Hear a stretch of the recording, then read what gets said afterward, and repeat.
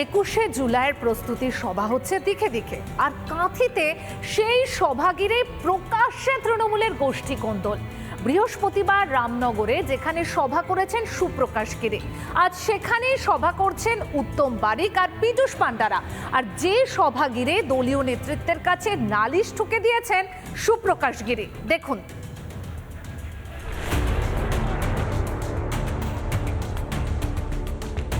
লোকসভা ভোটে দক্ষিণবঙ্গে সবুজ ঝড়ের মধ্যে পূর্ব মেদিনীপুরে হেরে ভূত হয়েছে রাজ্যের শাসক দল। এরপর থেকেই কাঁথিতে চরমে তৃণমূলের গোষ্ঠীকোন্দল।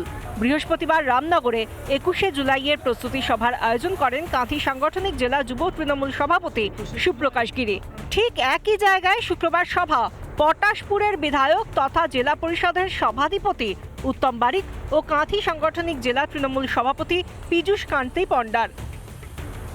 রামনগরের যে গোষ্ঠী কোন্দল, উত্তম বারিক এবং অখিল গিরি, এই দুই গোষ্ঠী কোন্দল কিন্তু আরো প্রকাশ্যে চলে এলো। যে ব্যানারে প্রোগ্রাম হবে তার জেলা সভাপতির নাম নেই, তো স্বাভাবিক কারণে এটা আমি রাজ্য নেতৃত্বকে জানিয়েছি, উদ্ধত্ত এইভাবে অপব্যবহার করা যাবে না। এটা আমি আজকে চিঠি দিয়ে আমি ওনাকে জানিয়ে দিয়েছি যে তুমি যদি তৃণমূল যুব কংগ্রেস চালা, আপনি অন্য ব্যানারে করুন। সভা হওয়ার পরে তারপরে তার উত্তর দেব। দেখুন, কে কি অভিযোগ করছেন জানি না। কাঁথি লোকসভা কেন্দ্রের সমস্ত মানুষ বা তৃণমূল কংগ্রেসের কর্মীরা জানেন কারা কি করেছেন। কাটমানির কোন্দল, তৃণমূলের কোন্দল সামনে আসতেই তোপ দেখেছে বিজেপি। বন্ধ নয়, বন্ধ পুরোপুরি কাটমানি খাওয়া, চুরির টাকা ভোগ করা এবং সেই টাকা কলকাতায় কে কত পৌঁছে দিয়ে ওখানকার মার্কস বাড়াবে তার লড়াই ছিল। এবারের কাঁথি লোকসভা কেন্দ্রে তৃণমূল প্রার্থী উত্তম বারিক প্রায় 47,000 ভোটে বিজেপি প্রার্থী সৌমেন্দু অধিকারীর কাছে হেরেছিলেন। উত্তম বারিক অভিযোগ করেছিলেন তৃণমূলের একাংশ চক্রান্ত করেই তাঁকে হারিয়ে দিয়েছে।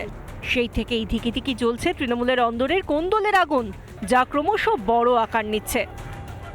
রামনগর থেকে বিশ্বত পণ্ডা, রিপাবলিক বাংলা। জমি মাফিয়াদের অত্যাচারে কার্যত দিশেহারা ভাগ্যধর মণ্ডল নামে এক চাষি। চোখে ভালো করে দেখতে পান না তিনি। কয়েক হাজার টাকা খরচ করে 1 বিঘে জমিতে ফসল ফলিয়েছিলেন, আর সেই ফসলের ওপরেই চালিয়ে দেওয়া হলো বুলডোজার। কেঁদে কুল কিনারা পাচ্ছেন না ভাগ্যধর। জমি মাফিয়ারা প্রকাশ্যে ঘুরে বেড়াচ্ছে, হুমকি দিচ্ছে বলে অভিযোগ। বিষয়টি গুরুত্ব দিয়ে দেখার আশ্বাস দিয়েছেন বিডিও।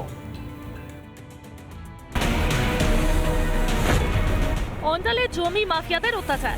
সকরা গ্রামের বাসিন্দা ভাগ্যধর মণ্ডল নামে এক কৃষকের ফসলে চলল বুলডোজার। 19 নম্বর জাতীয় সড়ক লাগোয়া এই গোকুলধাম এলাকায় জমির অনেক দাম। এখন এই জমি নজরে পড়েছে জমি মাফিয়াদের।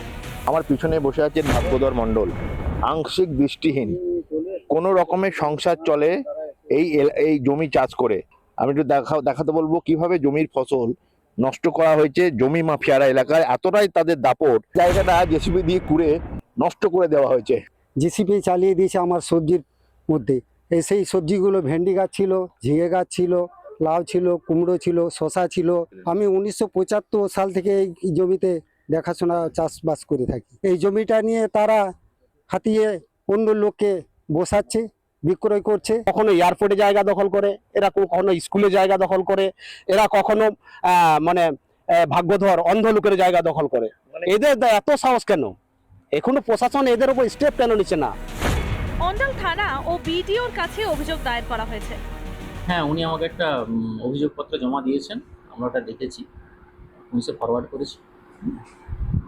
ওনারা ইনভেস্টিগেশন করছেন, তারপরে ওনারা যে আইনত যা স্টেপ আছে ওনারা নেবেন।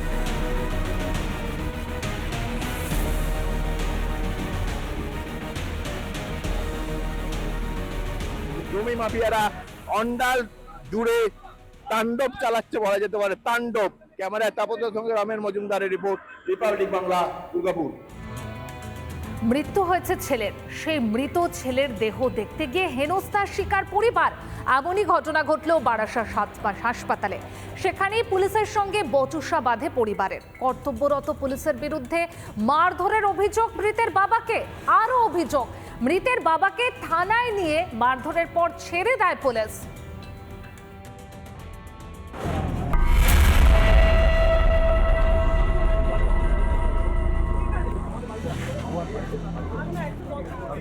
মৃত ছেলের দেহ দেখতে গিয়ে হেনস্থার শিকার পরিবার। এমনটাই অভিযোগ উঠল বারাসাত হাসপাতালে। হলদিরামে বাস দুর্ঘটনায় গুরুতর আহত হন 11 ক্লাসের এক পড়ুয়া। তাকে তড়িঘড়ি নিয়ে আসা হয় বারাসাত হাসপাতালে, সেখানে তার মৃত্যু হয় বলে এমনটা হাসপাতাল সূত্রের খবর। স্কুল থেকে বাড়ি ফেরার পথে দুর্ঘটনার মুখে পড়ে একাদশ শ্রেণীর ছাত্র অঙ্গীকার দাশগুপ্ত। অভিযোগ, সেই দুর্ঘটনার পর পুলিশ তাকে উদ্ধার করে বারাসাত হাসপাতালে নিয়ে গেলেও খবর দেওয়া হয়নি পরিবারকে। পরিবারের সদস্যরা একাধিক হাসপাতাল গিয়েও ছেলেকে না মেলায় পরবর্তীতে খবর পায় বারাসাত হাসপাতালে। তারা বারাসাত হাসপাতালে ছুটে আসেন এবং এই হাসপাতালে এসে ইমার্জেন্সি বিভাগে যারা কর্তব্যরত চিকিৎসক রয়েছেন তাদের কাছ থেকে জানতে চাওয়া হয় গোটা বিষয়টার, অর্থাৎ যে ছেলেটিকে কখন নিয়ে আসা হলো, কোথায় রয়েছে, নথি তাদের কাছে জানতে চাওয়া হয়। কিন্তু হাসপাতাল কর্তৃপক্ষ অসহযোগিতা করে বলে এমনটা অভিযোগ। বাসের যে দৌরত্ব এবং এই যে অবস্থাগুলো চলছে, এগুলোকে প্রশাসনিকভাবে স্ট্রিক্টলি এগুলোকে মানে মেনটেন করা উচিত এবং এরকমভাবে যেন আর কোনো বাবা মার কোল খালি না হয়। এক রিকশাওয়ালার কাছ থেকে খবর পেয়ে হাসপাতালে গেলে পুলিশ এবং হাসপাতাল কর্তৃপক্ষ সহযোগিতা না করায় বচসা শুরু হয়। এমনই অভিযোগ ছাত্রের পরিবারের। কর্তব্যরত পুলিশকে মারধরের অভিযোগ এনে মৃতের বাবাকে বারাসাত থানায় নিয়ে গিয়ে বেধড়ক মারধর করে পুলিশ, অভিযোগ পরিবারের।